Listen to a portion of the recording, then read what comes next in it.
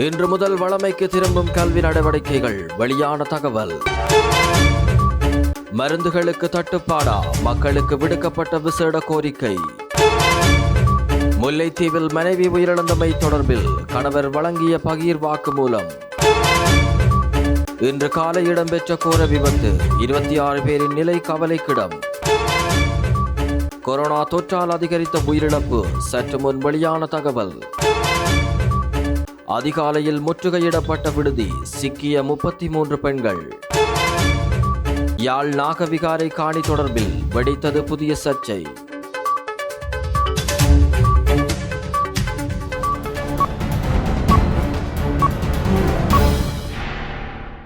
நாடு முழுவதும் உள்ள பாடசாலைகளின் கல்வி நடவடிக்கைகள் இன்று முதல் வழமைக்கு திரும்புவதாக கல்வி அமைச்சு அறிவித்துள்ளது. நாடு முழுவதும் கொரோனா பரவல் அதிகரித்து வந்த நிலையில் தற்காலிகமாக மூடப்பட்ட பாடசாலைகள் சில கட்டுப்பாடுகளுடன் மீள திறக்கப்பட்டிருந்தன. இந்த நிலையில் இந்த ஆண்டுக்கான கல்வி நடவடிக்கைகள் ஜனவரி மாதம் 3ஆம் தேதி ஆரம்பிக்கப்பட்டுள்ளது. இதேவேளை பாடசாலைகளில் உள்ள சிற்றுண்டி சாலைகளை திறப்பதற்கு சுகாதார அமைச்சு இதுவரை அனுமதி வழங்கவில்லை. அதனால் பாடசாலைகளுக்கு செல்லும் மாணவர்கள் வெளியிலிருந்து உணவை எடுத்துச் செல்ல வேண்டும் என அறிவிக்கப்பட்டுள்ளது. பாடசாலையின் ஒவ்வொரு வகுப்பறையிலும் உள்ள மாணவர்களுக்கு பல்வேறு கட்டுப்பாடுகள் விதிக்கப்பட்டிருந்ததுடன் ஒரு வகுப்பறையில் இருக்கக்கூடிய மாணவர்களின் அளவும் மட்டுப்படுத்தப்பட்டிருந்தது. இதனால் பெருமளவான மாணவர்களின் கல்வி நடவடிக்கைகள் பாதிக்கப்பட்டிருந்த நிலையில் பல பாடசாலைகள் குழு முறைக்கமையவே கல்வி நடவடிக்கைகளை முன்னெடுத்திருந்தன. எனினும் புதிய நடைமுறைக்கமைய விதிக்கப்பட்டிருந்த அனைத்து கட்டுப்பாடுகளும் நீக்கப்பட உள்ளதாக தெரிவிக்கப்படுகின்றமை குறிப்பிடத்தக்கது. முல்லைத்தீவு முள்ளியவளை பூதன்வயல் கிராமத்தில் கிணறு ஒன்றிலிருந்து பெண்ணொருவர் சடலமாக மீட்கப்பட்ட சம்பவத்தில் பெண்ணின் கணவர் கொலையை தாம் செய்ததாக போலீசாரிடம் ஒப்புதல் வாக்குமூலம் வழங்கியுள்ளமை பெரும் அதிர்ச்சியினை ஏற்படுத்தியுள்ளது. சம்பவம் குறித்து மேலும் தெரிய வருகையில் முல்லைத்தீவு முள்ளியவளை போலீஸ் பிரிவிற்குட்பட்ட பூதன்வயல் கிராமத்தில் உள்ள கிணறொன்றிலிருந்து நேற்று முன்தினம் 8ஆம் தேதி குடும்ப பெண்ணின் சடலம் மீட்கப்பட்டது. சடலமாக மீட்கப்பட்டவர் அதே இடத்தைச் சேர்ந்த ஜோகராஜா ராஜினி, வயது 39, 2 பிள்ளைகளின் தாயார் என அடையாளம் காணப்பட்டுள்ளார். அதேவேளை கடந்த 4ஆம் தேதியிலிருந்து குறித்த பெண்ணை காணவில்லை என உறவினர்கள் தெரிவித்த நிலையில் அவர் 4 நாட்களின் பின்னர் கிணறொன்றிலிருந்து சடலமாக மீட்கப்பட்டுள்ளார். குடும்ப பெண் 2வது திருமணமாக ஒருவருடன் வாழ்ந்து வந்த நிலையில் சம்பவத்தை அடுத்து கணவர் போலீசாரினால் கைது செய்யப்பட்டார். முல்லைத்தீவு மாவட்ட மருத்துவமனை சட்ட மருத்துவ வல்லுநர் கனகசபாபதி வாசுதேவா முன்னிலையில் குடும்ப பெண்ணின் சடலம் உடற்கூற்று பரிசோதனைக்கு உட்படுத்தப்பட்டது. இதன்போது பெண்ணின் தலையில் காயம் காணப்படுவதாகவும் அவர் நீரில் மூழ்கி உயிரிழந்துள்ளதாகவும் சட்ட மருத்துவ வல்லுநரினால் அறிக்கையிடப்பட்டது. இந்த நிலையில் பெண்ணின் கணவரிடம் விசாரணைகளை போலீசார் முன்னெடுத்த போது மனைவியை தான் கிணற்றில் தள்ளிவிட்டதாக அவர் ஒப்புதல் வாக்குமூலம் வழங்கியுள்ளதாக கூறப்படுகின்றது. நாட்டில் அத்தியாவசிய மருந்துகளுக்கு தட்டுப்பாடு ஏற்படாத நிலையில் தேவையில்லாமல் மருந்துகளை வீடுகளில் பதுக்கி வைப்பதை தவிர்க்குமாறு மருந்து பொருட்கள் வழங்கல் மற்றும் ஒழுங்குமுறை இராஜாங்க அமைச்சர் பேராசிரியர் சன்ன ஜெயசுமன மக்களிடம் விசேட கோரிக்கை விடுத்துள்ளார். சீனா மற்றும் இந்தியாவிலிருந்து கடன் வசதியின் கீழ் மருந்துகள் இறக்குமதி செய்யப்படுவதால் எவ்வித தட்டுப்பாடும் இல்லை என அவர் மேலும் தெரிவித்துள்ளார். பல்வேறு நபர்களால் பரப்பப்படும் வதந்திகளால் நாட்டில் மருந்துகள் தட்டுப்பாடு ஏற்படும் என்ற அச்சம் மக்கள் மத்தியில் ஏற்பட்டுள்ளதாகவும் போதிய அளவு மருந்துகள் உள்ளதால் மக்கள் இது தொடர்பில் அச்சம் கொள்ள வேண்டாம் எனவும் அவர் தெரிவித்துள்ளார். இந்தியா மற்றும் சீன அரசுகள் போதுமான மருந்துகளை வழங்குவதாக உறுதியளித்துள்ளன எனவும் தெரிவித்துள்ளார்.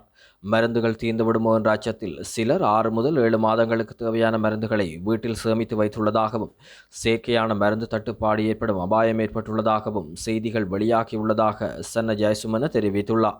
இது தவிர வீட்டில் நீண்ட நேரம் வெவ்வேறு வெப்பநிலைகளில் சேமித்து வைக்க வேண்டிய மருந்துகள் தன்னிச்சையான தரத்தில் இருக்கக்கூடும். மேலும் அவற்றினால் பிரச்சனைகள் எழலாம் எனவும் மேலும்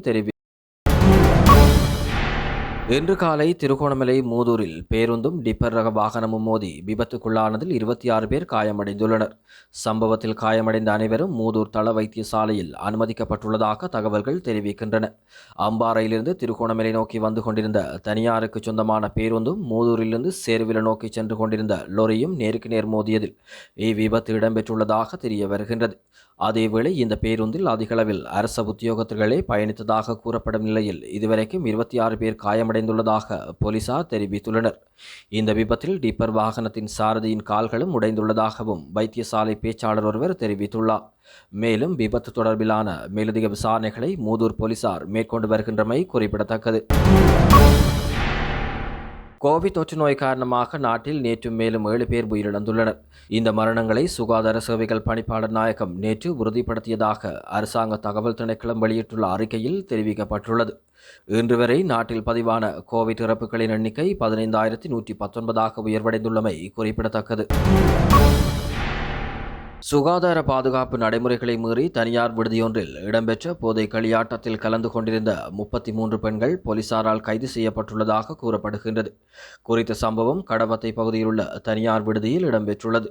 களனி பிரதேச குற்றப்புலனாய்வு பிரிவினருக்கு கிடைத்த தகவலின் பிரகாரம் நேற்று அதிகாலை 3 மணியளவில் விடுதியில் சுற்றி வளைப்பு தேடுதல் மேற்கொள்ளப்பட்டது.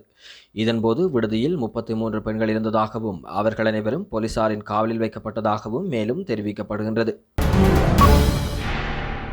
யாழ்ப்பாணத்தின் நாகவிகாரை அமைந்துள்ள காணி யாழ்ப்பாணம் வண்ணார்பண்ணை சிவன் கோயிலுக்கு சொந்தமானது என யாழ் மாகாண சபை தலைவர் CVK சிவஞானம் தெரிவித்துள்ளார்.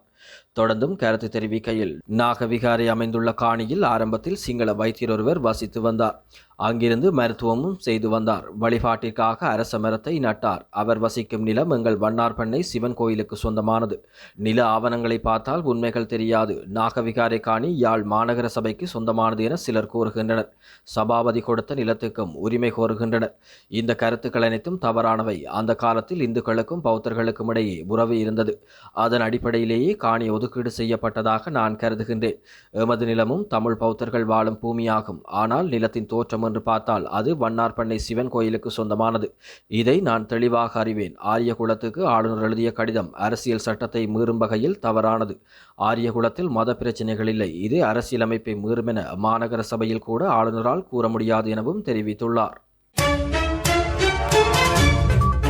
இன்று முதல் வழமைக்கு திரும்பும் கல்வி நடவடிக்கைகள். வெளியான தகவல். மருந்துகளுக்கு தட்டுப்பாடா? மக்களுக்கு விடுக்கப்பட்ட விசேட கோரிக்கை. முல்லைத்தீவில் மனைவி உயிரிழந்தமை தொடர்பில் கணவர் வழங்கிய பகீர் வாக்குமூலம். இன்று காலை இடம்பெற்ற கோர விபத்து. 26 பேரின் நிலை கவலைக்கிடம். கொரோனா தொற்றால் அதிகரித்த உயிரிழப்பு. சற்று முன் வெளியான தகவல். அதிகாலையில் முற்றுகையிடப்பட்ட விடுதி. சிக்கிய 33 பெண்கள். யாழ் நாகவிகாரை காணி தொடர்பில் வெடித்தது புதிய சர்ச்சை.